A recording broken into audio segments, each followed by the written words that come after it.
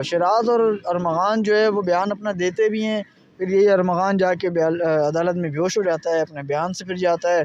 SSP भी यही कह रहा है कि दिन में 10 बार जो है अपना बयान देता है, फिर 10 बार मुकर जाता है। तो इस तरह जो है वो केस कमज़ोर हो रहा है और शवाहिद जो है वो हम खबरें चली कुछ दिन पहले कि आले कत्ल बरामद हो गया है। एसएसपी कह रहे हैं कि आले कत्ल बरामद नहीं हुआ है। इसके साथ साथ अगर हम बात करें मंशात के हवाले से, तो मारूफ एक्टर के जो बेटे साहिर हसन गिरफ़्तार हुए, वो उन्होंने बड़े अहम इंकशाफात किए और एसएसपी हमें बताते हुए डर रहा था कि ऐसे ऐसे बड़े नाम हैं उसमें कि वो हमें बता ही नहीं सकते, उनको इजाज़त ही नहीं है। अगर वो बता भी दें हमें तो हम आगे मीडिया पे नहीं कह सकते। इतने बड़े नाम हैं, उनके बच्चे इन चीज़ों में इन्वॉल्व हैं। तो ये पोश इलाके में क्या कुछ नहीं हो रहा था। तो मतलब कत्ल भी हो रहे हैं, मंशात के भी बड़े नेटवर्क चल रहे हैं और इसके साथ साथ किस तरह कोरियर कंपनी से आसानी से लाखों रुपए की मंशात आ रही थी, किस तरह जो है यहाँ पहुँच रही थी।